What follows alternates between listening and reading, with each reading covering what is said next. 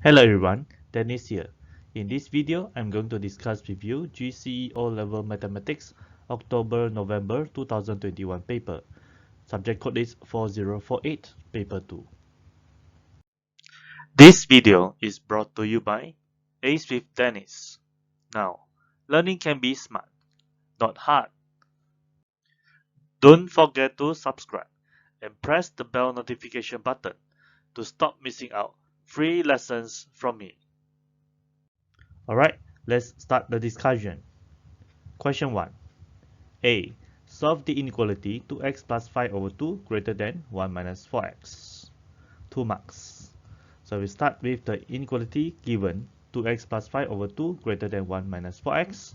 We multiply 2 for both sides. Then we get 2x plus 5 greater than 2 times 1 minus 4x. Then we expand the bracket. We get 2x plus 5 greater than 2 minus 8x. Then we group the x terms to the left hand side and the constant terms to the right hand side. We will get 8x plus 2x greater than 2 minus 5, which is 10x greater than negative 3. Hence, x is greater than negative 3 over 10. So x greater than negative 3 over 10 is the answer. B. It is given that a equals 2n bracket n minus 3k. 1. Find a when n equals 0.5 and k equals negative 1.2. 1 mark. So what we need to do is, given the equation a equals 2n bracket n minus 3k, we substitute at n equals to 0.5 and k equals to negative 1.2 into the equation. We'll get a equals 2 times 0.5 times 0.5 minus 3 times negative 1.2. Then we press calculator to calculate the value, which is 4.1. Hence, a equals 4.1 is the answer. 2. Express k in terms of a and n. 2 marks. So this is the subject of formula question. So a equals 2n times n minus 3k. We bring the 2n to the left hand side. We'll get a over 2n equals n minus 3k. Then we move the 3k to the left hand side. And a over 2n to the right hand side, we will get 3k equals n minus a over 2n. So from here, at the right hand side, we make 2n as the common denominator. So the equation becomes 3k equals n squared over a, n squared minus a over 2n. Then both sides we divide by 3, we get k equals n squared minus a over 6n. So k will be n squared minus a over 6n. C. Solve the equation 3x over x minus 4 plus 5 over 2x plus 1 equals to 1. Give your solutions correct to 2 decimal places. 5 marks. Okay, so given the equation 3x over x minus 4 plus 5 over 2x plus 1 equals to 1. So what we need to do is we make these two fractions have the common denominator by multiplying their denominators together. We get x minus 4 times 2x plus 1. So for the numerator, for the first one, 3x multiplied with 2x plus 1, then we get this one. So 5 multiplied with x minus 4, so then we get this one. Then the right hand side equal to 0. So the next thing we need to do is we move this denominator to the right hand side. We get x minus 4 times 2x plus 1. And the denominator here, we expand the bracket 1 by 1. We will get, let's see, 3x times 2x is 6x squared. 3x times 1 is 3x. So 5 times x is 5x. 5 times negative 4, we get negative 20. So the next thing we need to do is expand the brackets here. And the left hand side, we just copy down or simplify in the center here. So we get 6x squared plus 8x minus 20 equals, expand the bracket here, we get 2x squared plus x minus 8x minus 4, which is 2x squared minus 7x minus 4. Alright, then the next thing, we move everything to the left hand side. We get 4x squared, we got 6x squared minus 2x squared, 4x squared, 8x plus 7x, we get 15x. Negative 20 plus 4, we get negative 16 equal to 0. Alright, so now we want to solve this equation. We can't solve with the two brackets because the answer is not fraction or the integer. So we have to use the formula method. Okay, the fastest way is to use the formula method, or you can use completing the square method. So I will just go ahead and use the formula method. Then I firstly identify A, B, and C. So the A value is 4, the B is 15, and the C is -16. So for the formula method, the formula is x equals -b plus minus square root of b squared minus 4ac over 2a. Then we substitute all the values a, b, c that we get from here into this formula. So x will be -15 plus minus square root of 15 squared minus 4 times -16 over 2 times 4. So calculate everything here. So x equals -15 plus minus square root of 481 over 8, which is x equals to -15 plus square root of 481 over 8, or x equals to -15 minus square root of 481 over 8. Then press calculator to get the answer. Okay, so the first answer is x equal to 0.87, rounded up to 2 decimal places, or x equals to -4.62, rounded up to 2 decimal places. So answer 0.87 or -4.62. Question 2. A. The value of fuels and lubricants exported from Singapore in 2017 was $90,182 million. Write $90,182 million in standard form, correct to 3 significant figures. 1 mark. So given the value $90,182 million, the first digit 9 here is the one significant figure, 0 is the second significant figure, and the third one, the 1 here is the third significant figure. So we need to look at the next digit, which is 8, and it is greater than 5. So we round it up, and the value becomes $90,200 million, or the million means times 10 to the power of 6, and change to the standard form, 9.02 times 10 to the power of $10. So the answer is 9.02 times 10 to the power of 10, rounded up to 3 significant figures. B. The value of food exported from Singapore in 2012 was $6,230 million. The value of food exported from Singapore in 2017 was $8,007 million. Calculate the percentage increase in the value of food exported from 2012 to 2017. 2 marks. Okay, to calculate the percentage increase, it will be the new value minus the old value over the old value times 100%. So the new value, which is from 2017, it is 8,007. Okay, notice that I ignore the million because it is not needed here. And then minus 6,230, then which is the old value. Then divided by the old value again, which is 6,230. Then times 100%. So we calculate the value here with calculator. The answer is 28.5%, rounded up to 3 significant figures. Hence, it is 28.5%. C. The value of machinery and equipment exported from Singapore in 2012 was 2.3 times 10 to the power of $11. In 2017, this had increased by 9.3%. Calculate the value of machinery and equipment exported in 2017. 2 marks. Right, to calculate the price in 2017, it will be 100% plus 9.3%, as it has increased by 9.3%. They multiply with the price in 2012. Okay, so which is 109.3 over 100 times 2.3 times 10 to the power of 11. They calculate everything with calculator. We get 2.5139 times 10 to the power of 11 dollars.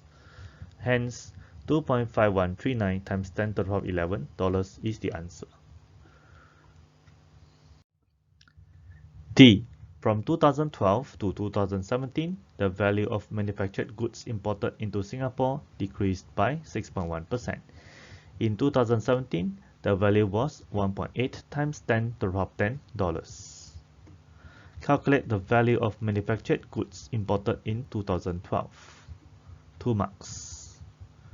Alright, to calculate the value of manufactured goods imported in 2012, we have to form the equation correctly first.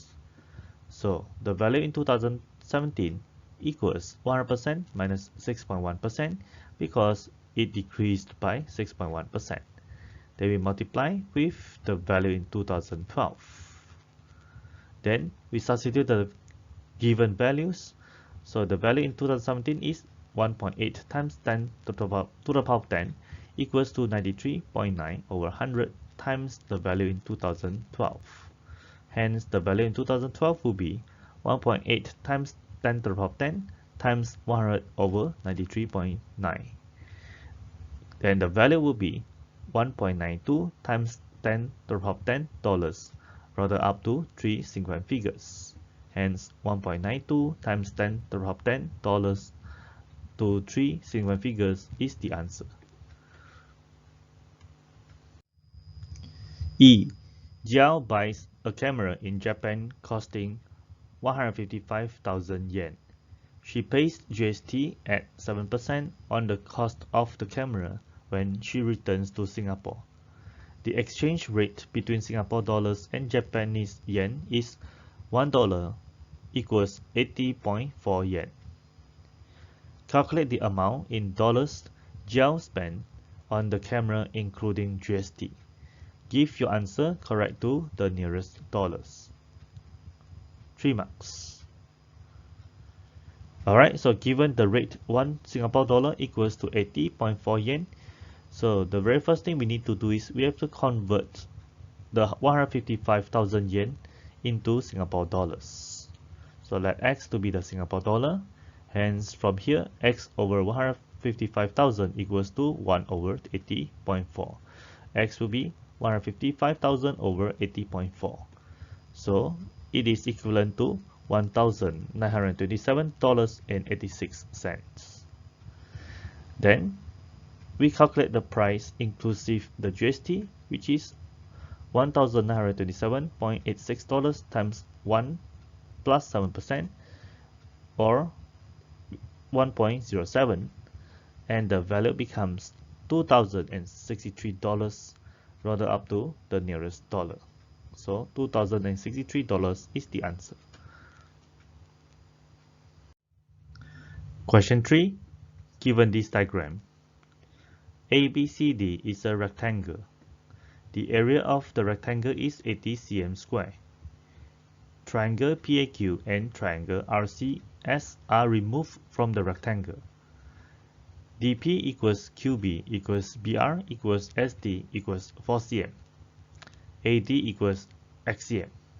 Alright, when we reach here, let's label the diagram. So given DP equals QB equals BR equals SD, which is 4 cm. So DP is 4, QB is 4, BR is 4, and DS is 4. Given also AD is X. Hence, AP is X minus 4. Now the question for A, find an expression in terms of X for AQ. 2 marks. So let's say the information given is the area of the rectangle is 80 cm square. So the area of rectangle, to get it, it will be AQ plus QB times AD. Alright, then we substitute all the values given. The area of rectangle is 80, QB is 4, and AD we label it as X. Okay, the equation becomes 80 equals AQ plus 4 times X. Then we try to make the AQ the subject. So AQ plus 4 equals 80 over X. Hence, AQ equals 80 over X minus 4.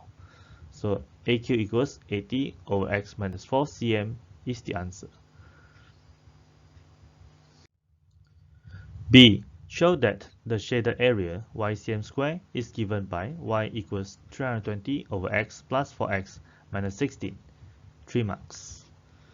So from this diagram, we can see that a triangle AQP is identical to a triangle SCR. Okay, why? Because this is x minus 4, so this is also x minus 4. This length, right, is same as this length. Okay, so this is 4 cm, so this was 4 cm, hence this length will be equal to this length. So this triangle will be equivalent or identical to this triangle. Hence, to find the area of the shaded region, it will equals to the area of the rectangle, then minus 2 times of the area of triangle APQ. Alright, we know that the area of rectangle is 80, and the area of triangle APQ will be half times AP times AQ, then multiply by 2. So from here, we can cancel the 2 here, and substitute AP is x minus 4, AQ from the part A, we know it is 80 over x minus 4. Alright, so now the shaded area becomes 80 minus bracket x minus 4, bracket 80 over x minus 4. Then we expand the bracket, we will get 80 minus bracket 80 minus x 4x minus 320 over x plus 16. Expand the bracket, 80 minus 80 plus 4x plus 320 over x minus 16. Simplify, we'll get 4x plus 320 over x minus 16. Hence, shown. C. Complete the table of values for y equals 320 over x plus 4x minus 16. Values are given to one decimal place where appropriate. So here is the table, and it is a 1-mark question. So we have to find what is the value of y when x equals to 18. Okay, so in order to find the value of y when x is 18, so start from the equation given, y equals to 320 over x plus 4x minus 16. Substitute the x with 18, becomes y equals 320 over 18 plus 4 times 18 minus 16. Then press calculator to get a value which is 73.8 to one decimal place. So 73.8 is the answer. B. On the grid, draw the graph of y equals 320 over x plus 4x minus 16 for the range of x from 4 to 20 inclusive. So here is the grid. Okay, so we have to plot the point one by one. So this is the first point when x is 4, y is 80, followed by the second point when x is 6, y is 61.3, then the third point, fourth point, and continue with other points one by one, and the last point, x is 20, y is 80. Then we use a pencil, join all these points together, we'll get a curve like this. E. Use a graph to find the greatest value of x when the shaded area is equal to 60 cm square. 1 mark. Alright, so from the graph, when y is 60, so here is the place. They draw a horizontal line. They should have two x values. Okay, this is the first one and this is the second one. But we want to get the second one because I want to find the greatest value of x. So from the graph here, the value here will be 12.8. So this is the answer, 12.8. Next, explain how the graph shows that the shaded area cannot be equal to 50 cm square. 1 mark. Right, so 50 cm square, so this is the place when y equals 50. We draw a horizontal line, y equals to 50, and we find that this curve or this graph does not touch or cross this line. Alright, so the curve is above the horizontal line, y equals to 50, and does not cross the line. Okay, so this shows that the shaded area cannot be equal to 50 cm square. Question 4. Given this diagram. The diagram shows a solid form from a cone, a cylinder, and a hemisphere. The cone has base radius 3x cm and height y cm. The cylinder has radius 3x cm and height 2x cm. The hemisphere has radius 3x cm. A. The volume of the cone is twice the volume of the hemisphere. Show that y equals 12x. 3 marks. Alright, so given that the volume of the cone equals 2 times of the volume of the hemisphere. So the formula for the volume of the cone is 1/3 pi r square h, and the formula for the volume of hemisphere is 2/3 pi r cube.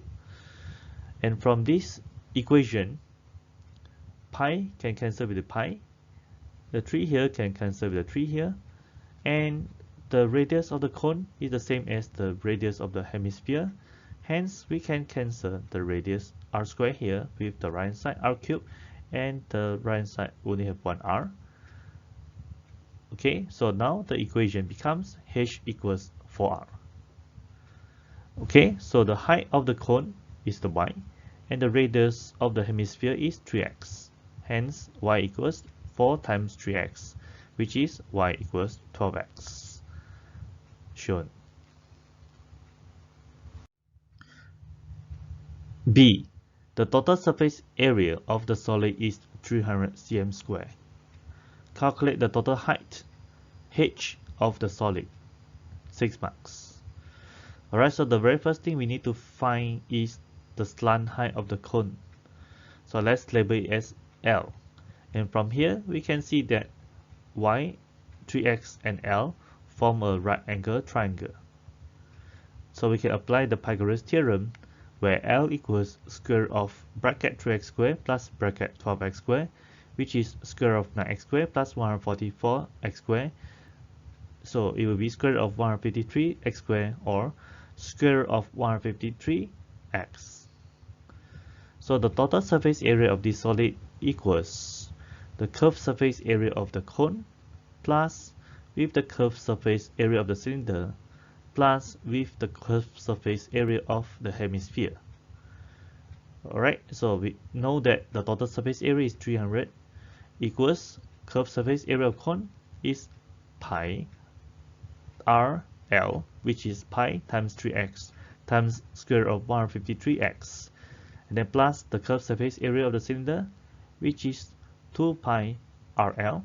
So it will be 2 pi times 3x times 2x, and plus with the curved surface area of the hemisphere, which is 2 pi r square, and for this case is 2 pi times bracket 3x square.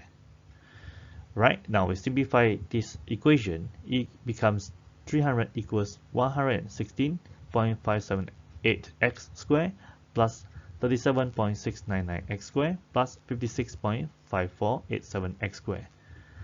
Right, so simplify further, we get 210.82567x square equals 300.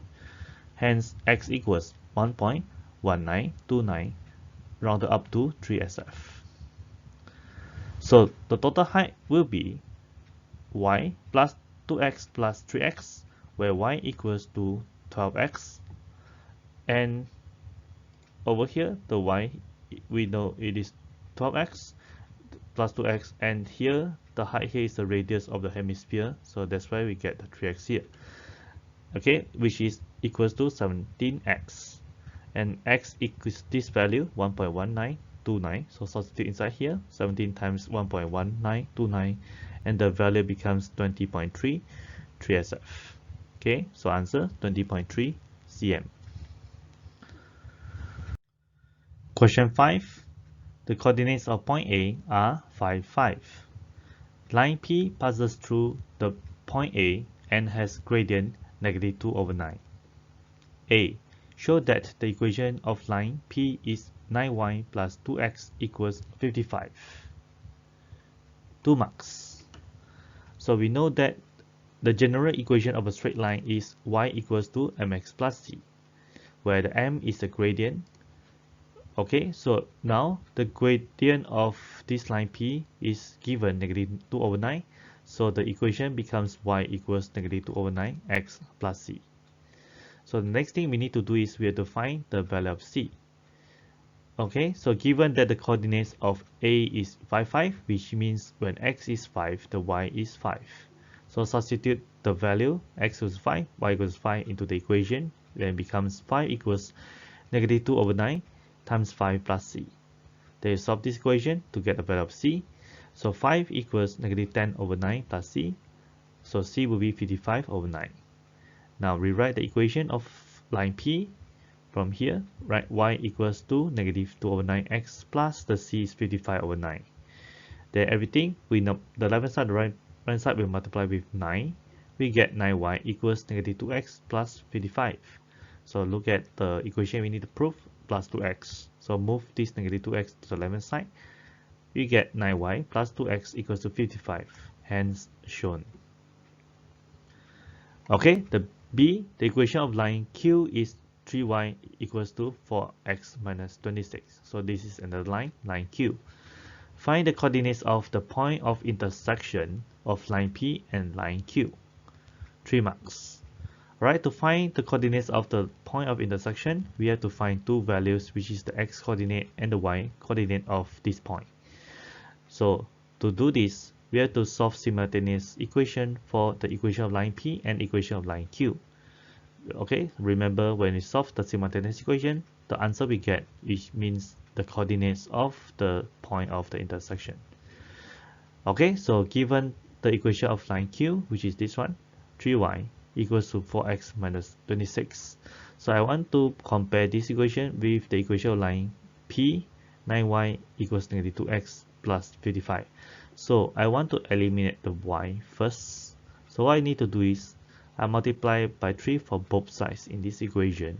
I get 9y equals 12x minus 78. So I label this equation as equation 1.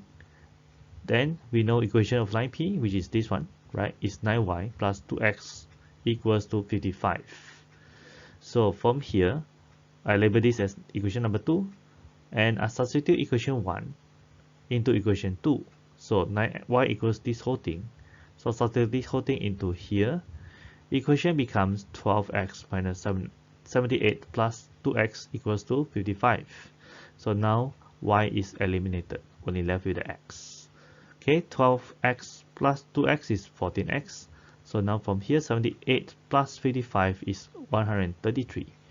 So x will be 19 over 2. And then substitute this value into this equation. 9y equals 12 times 19 over 2 minus 78. And I solve this equation, I can get the y coordinate.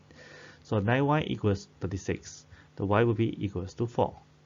Hence, the coordinates of the point of intersection is 19 over 2 and 4.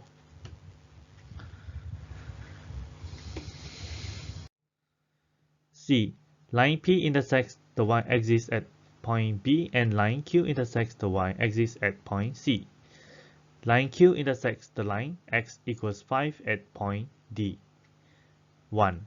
Explain why ABCD is a trapezium and state the distance between the parallel sides. 2 marks. So we know that the equation of line P is y equals to negative 2 over 9x plus 55 over 9. So given that line P intersects the y-axis at point B, hence x equal to 0, and the y will be 55 over 9. So this means that the coordinates of B is 0, 55 over 9, or 0, 6, and 1 over 9. So equation of line Q, we know that it is 3y equals 4x minus 26, which means that y equals to 4 over 3x minus 26 over 3. So given that the line Q intersects the y-axis at point C, which means that x equal to 0, hence y equals to negative 26 over 3, which means that the coordinates of point C is 0, negative 26 over 3, or 0, negative 8 and 2 over 3. So the next information, intersect line x at point D, which means that 3y equals to 4 times 5 minus 26. So now y equals to negative 2. So this means that the coordinates of D is 5 and negative 2. Now, from the information that we have now, we can see that line AD is vertical line because both points A and D have the same x coordinates.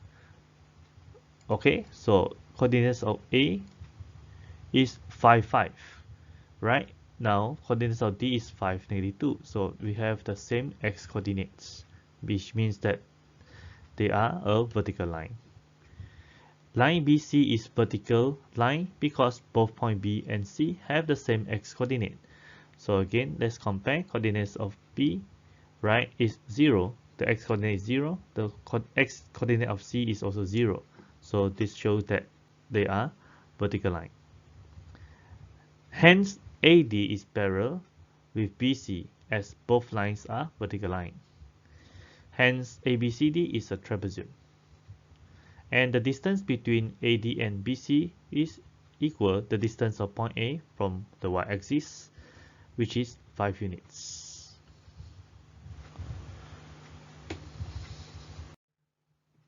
Two, calculate the area of trapezium ABCD. 4 marks.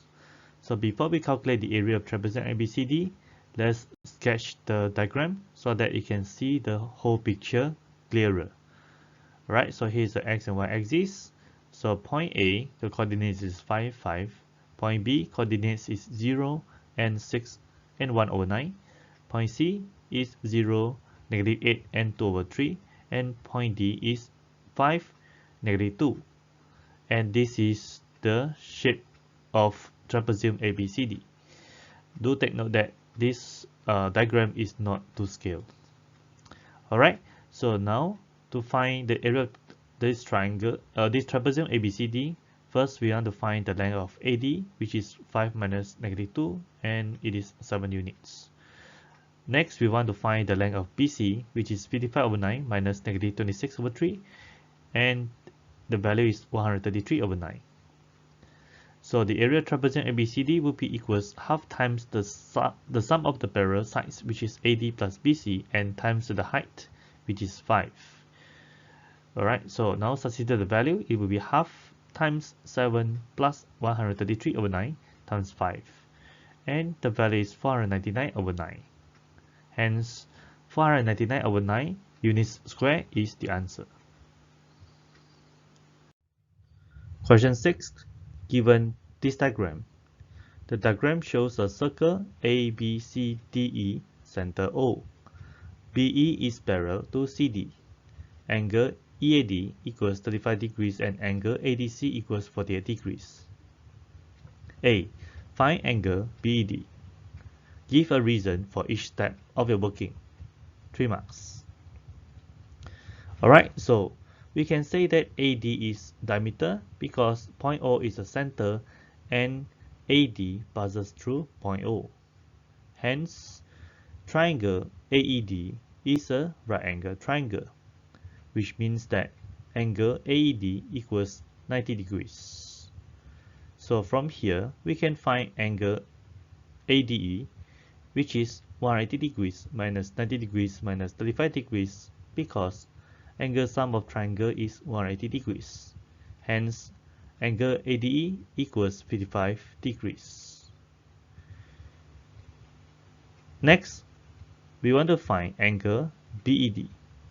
So, from the diagram, we can see that BE is parallel with CD. So, angle BED plus angle ADE plus angle ADC equals 180 degrees because interior angles equals 180 degrees. Then we substitute the values. Angle BED plus 55 degrees plus 48 degrees equals 180 degrees, where angle BED equals 77 degrees. Hence, 77 degrees is the final answer. B. Find angle BCE. Give a reason for each step of the working. 3 marks. So the first thing we have to look at is this angle and this angle. So these two angles are the same. Angle ECD equals angle EAD because they are angles in the same segment. Hence, angle ECD is 35 degrees. Next, we look at this quadrilateral. So, quadrilateral BCDE is cyclic quadrilateral, which means that angle BCD plus with angle BED will be equals to 180 degrees. So angle BCD equals 180 degrees minus 77 degrees because they are angles in opposite segment. So angle BCD will be 103 degrees. Now we want to find angle BCE. So angle BCE will be 103 degrees minus 35 degrees, which will give us 68 degrees. Hence, 68 degrees is the answer. C. The radius of the circle is 5 cm. Calculate the area of the major sector OAE DC. 3 marks. Right, so the very first thing we need to do is we look at this angle AOC and its relationship with angle ADC. So angle AOC equals to 2 times of angle ADC, which is 48 degrees, because angle at center will be 2 times the angle at circumference. So which means that angle AOC is 96 degrees. Now, the reflex angle AOC will be 360 degrees minus 96 degrees, because angle at the point is 360 degrees. Hence, the value is 264 degrees. Now, we want to find the area of major sector OAE DC, which is this sector. So it will be 264 degrees over 360 degrees times pi square, where the radius is 5 cm. So it will be 5 square here. And the value will be 57.6 centimeters square, rounded up to 3SF. Hence, 57.6 centimeters square is the answer. Question 7. Here are the first 4 terms of a sequence. So 1 over 2, 5 over 4, 9 over 6, and 13 over 8. A. Find the 5th term of the sequence. 1 mark. So now let's study the sequence here. For the numerator, for the each step, right, we plus 4. So 1 plus 4 we get 5, 5 plus 4 we get 9, 9 plus 4 we get 13. So for the denominator, 2 plus 2 we get 4, 4 plus 2 we get 6, 6 plus 2 we get 8. Hence, for the next term, 5th term, so 13 plus 4 we get 17, 8 plus 2 we get 10. Hence, the answer is 17 over 10. B. Tn is the nth term of the sequence. Find an expression in terms of n for Tn. 3 marks. Alright, so from here actually there are 2 sequences, but both of them are the same type of sequence, which is arithmetic sequence. So the formula for arithmetic sequence is Tn equals to a plus n minus 1 d, where a is the first term, n is the nth term, and d is the common difference. For the n terms of numerator, it will be 1 plus bracket n minus 1 times 4. Right, expand the bracket, we get 1 plus 4n minus 4, which is 4n minus 3. Next, the nth term of the denominator will be 2 plus bracket n minus 1 times 2. Expand the bracket, we get 2 plus 2n minus 2, which is 2n. Hence, the nth term of the sequence will be 4n minus 3 over 2n. So 4n minus 3 over 2n is the answer. C. The difference d between 2 consecutive terms of the sequence is Tn plus 1 minus Tn. Show that t equals 3 over 2n times n plus 1. 3 marks. So given that d equals Tn plus 1 minus Tn, and from the previous question, we know that the general formula for Tn is 4n minus 3 over 2n. Hence, for the Tn plus 1, we have to substitute the n with n plus 1. So it becomes 4 times n plus 1 minus 3 over 2 times n plus 1. And for minus Tn here is just the same thing, 4n minus 3 over 2n. Alright, now the next step we need to do is we have to make them to have the common denominator. So for the first fraction, we have to multiply for n for numerator and the denominator. For the second fraction, we have to multiply n plus 1 from the numerator and the denominator. Then we expand the brackets here. For the first fraction, it will be 4n squared plus 4n minus 3n over 2n times n plus 1. Then minus the second fraction, 4n squared plus n minus 3 over 2n times n plus 1. Combine both fractions together, 4n squared plus n minus bracket 4n squared plus n minus 3. Then expand the bracket, 4n squared plus n minus 4n squared minus n plus 3 over 2n times n plus 1. Then we simplify, we get 3 over 2n times n plus 1. So this is the equation that we need to prove, hence shown. D. Explain why the difference between two consecutive terms of the sequence is always less than 1. 1 mark. So we know that D equals to 3 over 2n times n plus 1. Alright, so where n, it will be positive integers 1, 2, 3, 4. So when n equals to 1, so the D will be 3 over 2 times 1 times 1 plus 1, which is 3 over 4. So when n is greater or equals to 1, then 2n times n plus 1 will be greater or equals to 4. When the denominator is getting larger, that means the D will be less than or equals to 3 over 4. Hence, the difference is always less than 1. Question 8. A. The position vector of point R is negative 4, 5. The position vector of point S is 3, negative 1. 1. A. Find the vector that represents the translation from R to S. 1 mark. Alright, so from this question, when we mention position vector of point R, it means vector OR, where point O is the origin. Okay, so this is the column vector, negative 4, 5. And when we mention position vector of point S means vector OS, again point O is the origin. So the column vector is 3, negative 1.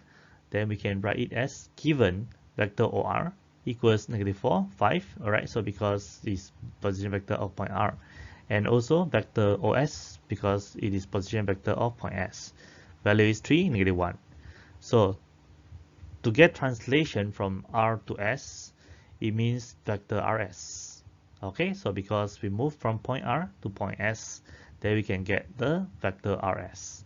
So it is equals to vector RO plus vector OS. Okay, so how we get this equation here? Because we start from point R and we end at point S. Okay, and in between here, these two letters must be the same, which is point O. Okay, so we have vector OR, hence vector RO will be negative vector OR. Then plus vector OS, then you substitute the value, which is equals to negative bracket negative 4, 5 plus 3, negative 1. So expand, multiply this negative inside, we get 4, negative 5, then plus 3, negative 1. Alright, so we get the answer is 7, negative 6, because 4 plus 3 is 7, negative 5 plus negative 1 is negative 6. Hence, answer is 7, negative 6. Okay, now B, find the magnitude of vector RS. 2 marks. So we know that the vector RS is 7, negative 6, which we get from here. Okay, then to find the magnitude of RS, then it is we apply the Pythagoras theorem, square root of 7 squared plus negative 6 squared, which is square root of 85, and the answer is 9.22, rounded up to 3SF. Hence, 9.22 is the answer. Part 2. The position vector of T is K7 and magnitude of vector ST equals 10. Find the two possible values of K. 3 marks. Alright, so given that position vector of T, which is vector OT equals K7, and we know that vector ST equals to vector SO plus vector OT because we start with point S and end with point T, in between them, right, must be point O. So that's why you get the vector SO plus vector OT. And vector SO means negative vector OS. Alright, then we substitute the value inside. We know that vector OS is 3, negative 1. So vector OT is K7. So the equation becomes negative bracket 3, negative 1 plus K7. And we multiply the negative sign inside. We get negative 3, 1, then plus K7. So vector ST is K minus 3, 8. Alright, so now we get the magnitude vector ST by applying the Pythagoras theorem. We get square root of bracket K minus 3 square plus 8 square. And given that magnitude of vector ST is 10, so it will be 10 square equals to K minus 3 square plus 8 square. So expand the brackets, we get 100 equals K square minus 6K plus 9 plus 64. So rearrange this equation, we get the quadratic equation 0 equals to K square minus 6K minus 27. Factorize, we get 0 equals K minus 9 times K plus 3, which means K minus 9 equal to 0 or K plus 3 equals to 0. Hence K equals to 9 or K equals to negative 3. So the two possible answers for K will be 9 or negative 3. B. Given this diagram, ABCD is a parallelogram. F is the point on AB such that AF to AB equals 1 to 2. Right, so from this sentence, the ratio AF to AB equals to 1 to 2, which means AOF over AB equals to half. And it means that AF equals to half AB. So now look at this diagram. AF is this line, AB is this line. So if AF is half of AB, that means AF is one part, FB is another part. Or the F is the midpoint of AB. Okay, then the next sentence, G is the point on BC such that BG to GC is 3 to 1. So look at the diagram, BG to GC. So BG is 3 parts, GC is 1 part. Okay, vector AD equals to vector P and vector AG equals to vector Q. So look at the diagram, is already labeled here. This vector is vector P, and for A to G, this vector is vector Q. Now, the question, part 1, express vector CD as simply as possible in terms of P, vector P and vector Q. So 2 marks. Okay, now from here, let's say I want to find vector CD, so which is this vector. Actually, we need to get from CG, then GA, then AD, right?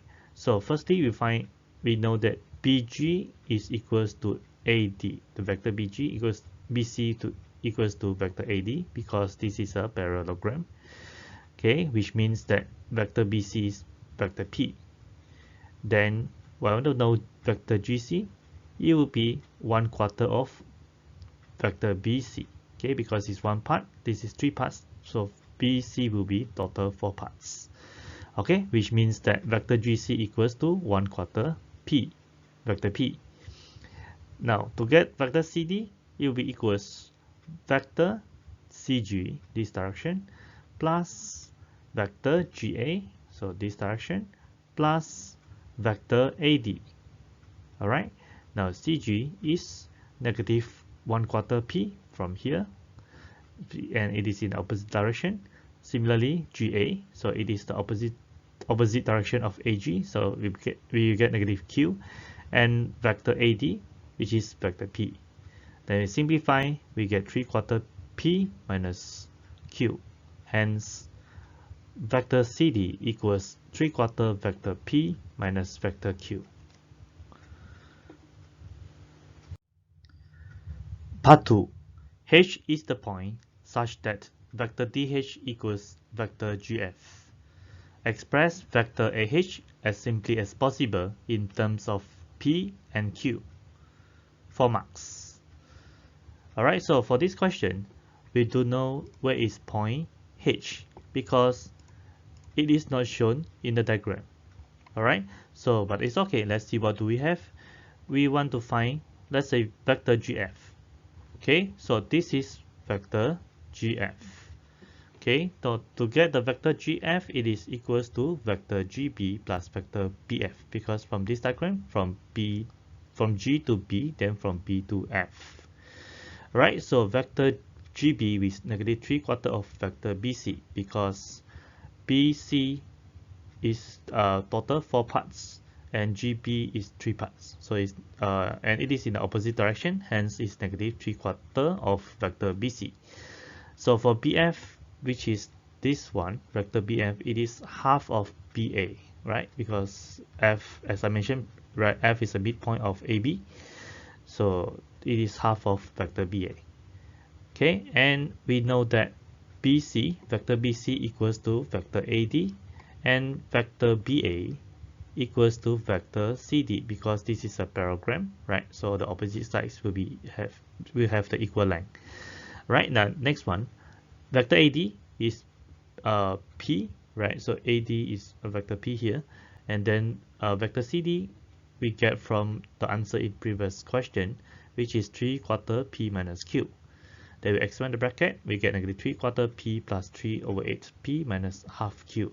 Then simplify, we get negative 3/8 P minus half Q. So this is vector GF. Now, given that vector DH equals to vector GF, where vector DH is vector DA plus vector AH. Okay, so why we want to do this? Because we want to find vector AH, so which is here. So that means that vector AH equals to vector GF minus vector DA. Okay, so vector GF is here, right? Negative 3/8 P minus half Q. Then minus vector DA. So DA is here. It is opposite direction of AD. Hence, it is minus negative P, which means that it is plus P, right? And it's negative 3/8 P minus half Q plus P. Simplify, we get vector AH is 5/8 P minus half Q. Hence, the 5/8 P minus half Q is the answer. Question 9. A. The company recorded the number of hours worked in 1 week by each of its 500 employees. The cumulative frequency curve shows the distribution of the results. So this is the cumulative frequency graph. 1. Use the curve to estimate A. The median hours work, 1 mark. Alright, so to find the median hours, right, so we have to find the center. So the total frequency divided by 2, we get 250. So the 250 is here. And from the graph, we can see that the median is 41.6. Hence, 41.6 hours is the answer. B. The interquartile range of the number of hours worked, 2 marks. So before we want to find the interquartile range, we have to find the lower quartile and the upper quartile first. So to find the lower quartile, it will be the 1/4 of the total frequency, so which is 500 times 1/4, and it is equals to 125. So from the graph, here is 125. Okay, I draw a dotted line here, and to the bottom, we find that the hours work is 39.5. So the lower quartile Q1 is 39.5. Then next we find the upper quartile, which is 3/4 of the total frequency. So 500 times 3/4, which is 375. So from the graph, this is 375. Then we get the hours work is 44.1. Hence, the upper quartile is 44.1. Then interquartile range will be upper quartile minus the lower quartile, which is 44.1 minus 39.5, and the answer is 4.6. Hence, the interquartile range is 4.6 hours. Part 2. In 2017, the average number of paid hours worked in a week in Singapore was 45.1 hours. Calculate the percentage of the company's employees who work more than this average, 2 marks. So now we want to find how many employees work less than 45.1 hours first. So from the graph, here is 45.1, and the number of frequency is 415. So which means that there are 415 employees work less than 45.1 hours.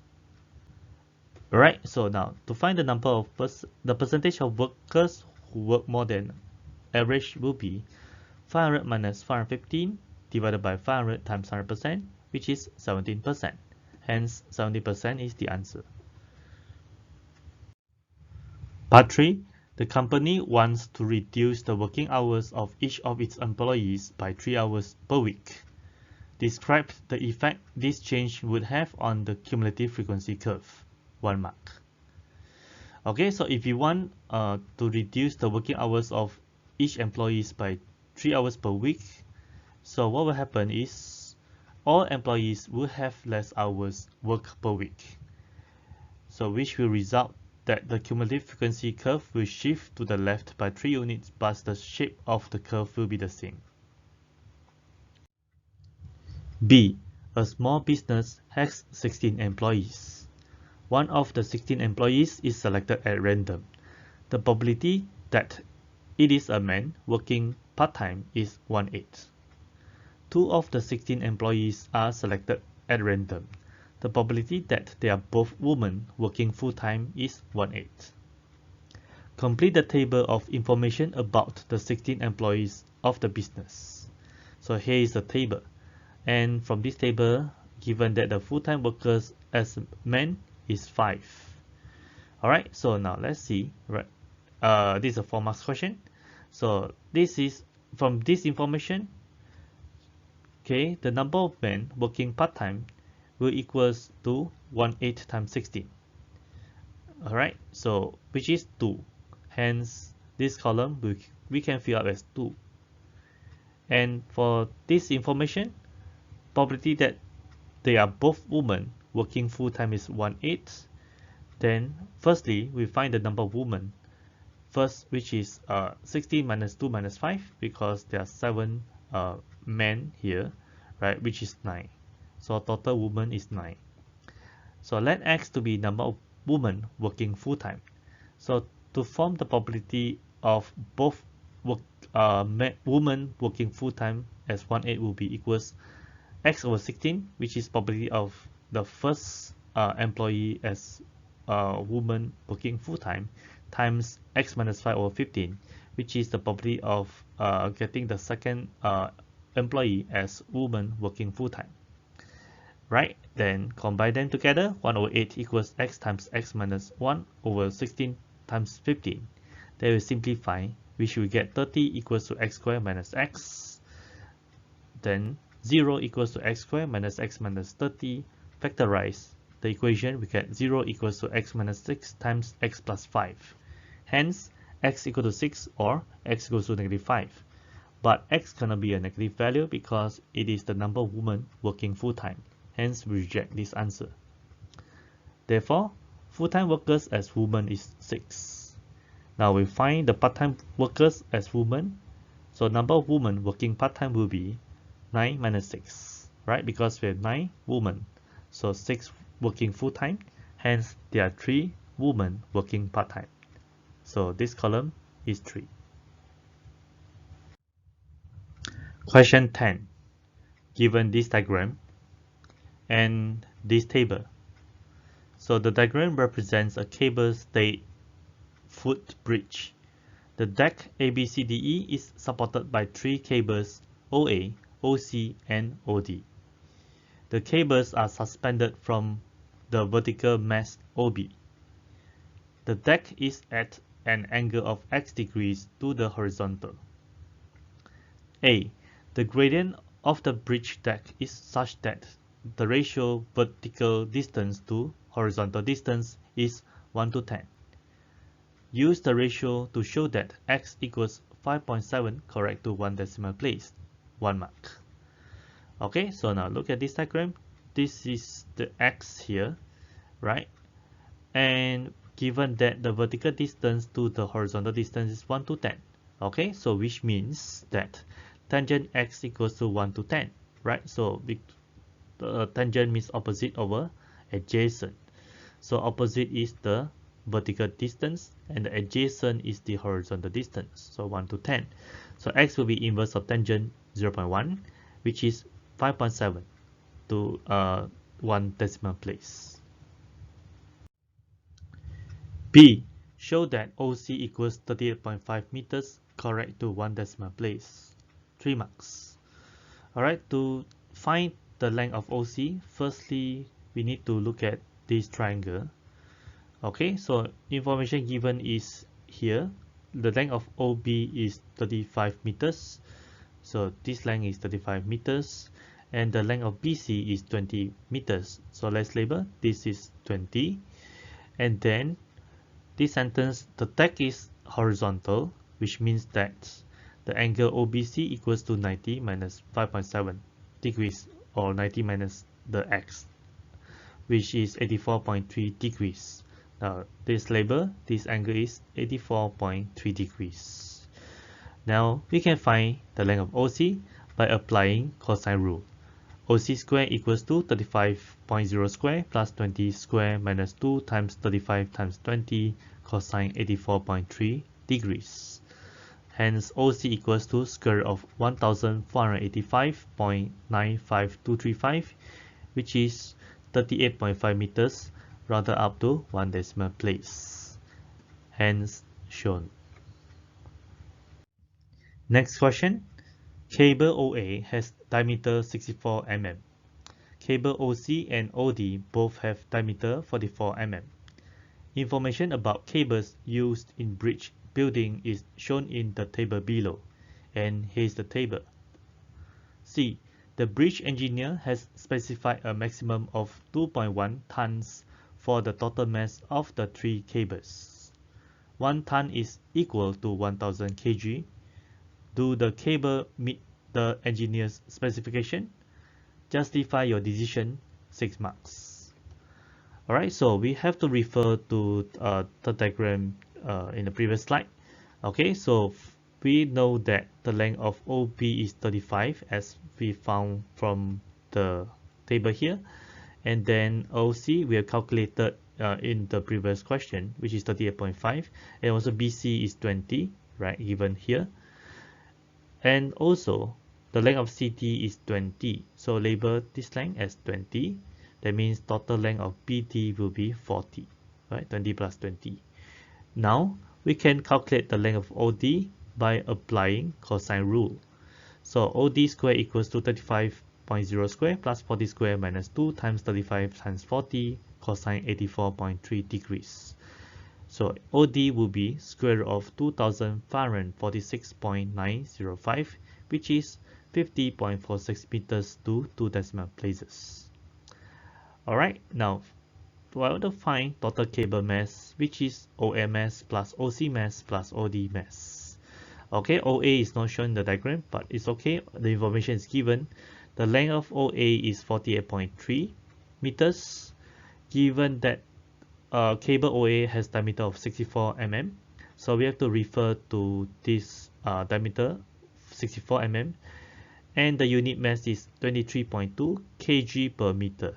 Hence OA mass will be 23.2 times 48.3. Okay, now next to find OC mass plus OD mass, given that cable OC and OD has diameter of 44 mm, so where should we refer? Okay, we should refer to here, right, 44, and the unit mass is 10.8. Okay, so the total length of OC and OD will be 38.5 plus 50.46.